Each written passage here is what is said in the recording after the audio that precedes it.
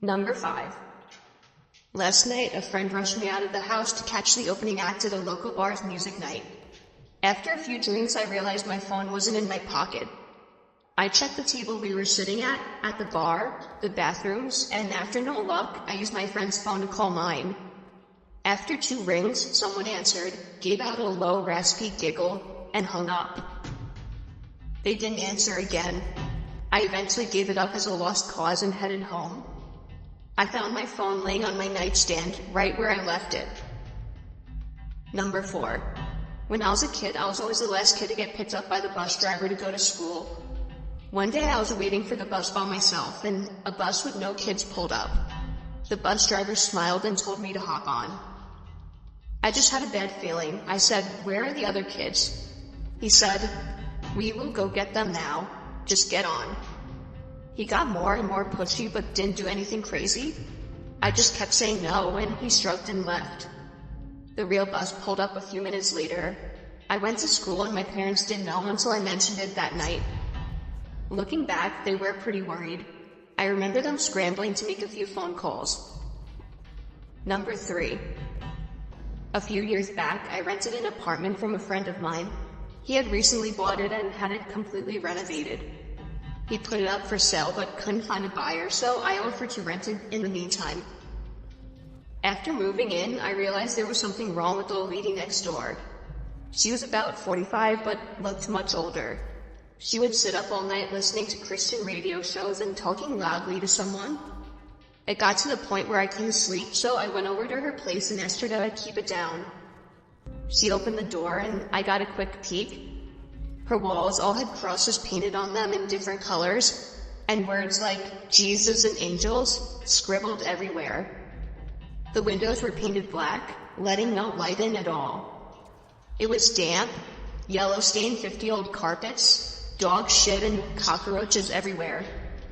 No dog, though. I asked her to please keep it down. She just looked at me and shut the door. Then she turned up the radio even louder. The next night I had my girlfriend staying over. I wake up in the middle of the night and see a shadow of a person next to the bed, looking at us sleeping. I think I'm hallucinating, as I usually do in the dark when I'm sleepy. But then, the shadow starts talking. It's my neighbor and she's holding something in her hand. She broke in during the night and who knows how long she stood there. "You should lock your doors at night," she says and walks out. The next morning I hear someone making strange noises below my bedroom window.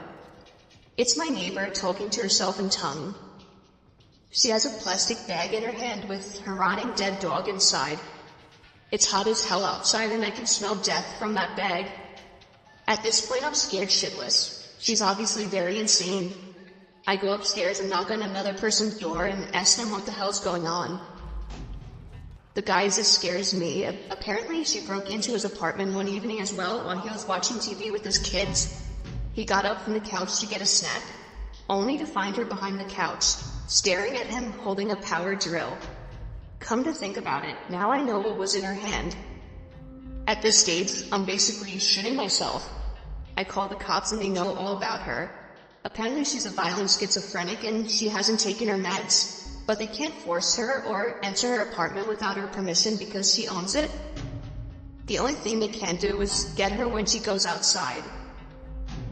I sit up for the next 2 days waiting for her to run out of cigarettes. When I hear her leave at 2 a.m. to go across the road to the 7-Eleven, I call the cops. They have 3 cars and a special van over in less than 2 minutes.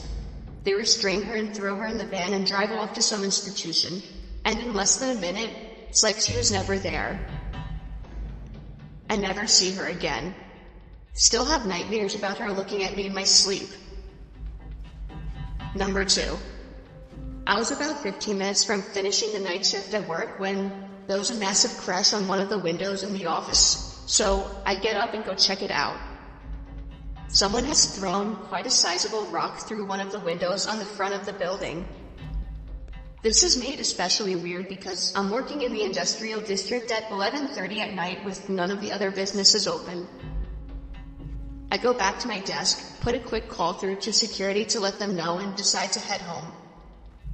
As I'm leaving the building, I'm freaking myself out about it more and more and end up running to my car, getting in and taking off. I'm almost home and I've started to calm down a bit when I realized that I didn't unlock my car when I got in. It had been unlocked the whole time. I do a quick check with my hand in the back seat for any possible murders that might be hanging around there, but there's nothing there. Fast forward about 30 minutes. I've called a friend of mine who says he's out drinking, so I decide I'm gonna join him. I jump on my bicycle and start riding over. I'm doodling along the road on my bike. It's a nice night and I'm in no big rush, just enjoying the moonlight when I hear someone riding behind me. I straighten up and stick to one side of the road. He passes me really slowly, and when he's right beside me, he shoots me a smile, and I can describe it as purely insane. I kind of flinch and am taken aback as he rides on. That's when I realize he's riding my mom's bike. Needless to say, I sprint the hell home. When I get there, sure enough, her bike is missing and one of my car's doors is open. The back left one. I was driving and had no need to open that door. Number 1. I worked at a campground on night shift, 12 a.m. to 8 a.m. every night. It wasn't bad. I would bring in my PS2 and game a good portion of the night, only having to deal with 1 or 2 people on busy nights. It was just me in this little 8-foot by 8-foot shack, with nothing around but dark all night. My first week there, the other third shift guy who was quitting told me about this payphone a few feet from the shack where I worked. He said it rang every night at 4:17 a.m., just once. It was probably just an automated test call, he guessed. He's never answered it himself. I go for a few months with the job. It was the middle of the summer, so most nights I had the windows closed, so I couldn't hear the payphone go off. Mid-August, I started leaving the windows open during the night. Sure enough, at 4:17 a.m. every morning, the phone would ring once. The ring even sounded creepy, like the payphone was submerged in water and then put where it sat. One night I got up the nerve to answer it. I set an alarm at 4:15 and would go wait at the phone until it rang. When it did, I answered it.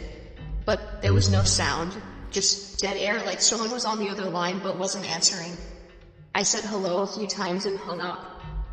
I did this every night for a week with the same results. I didn't think anything of it and left it alone after that for about a month. The first week of October, I decided to answer the phone once again. I set my alarm, and when the time came, I answered the phone. I repeatedly said hello into the phone. Then I heard what sounded like someone inhaling through clenched teeth. The voice that sounded was rough and sounded like he had gargled gravel. He said my name, my complete name, first, middle, and last. It was a voice I'd never heard. My voice caught in my throat and I hung up. I rattled some change into the payphone and hit star 69. The number had come from California. I lived in Indiana.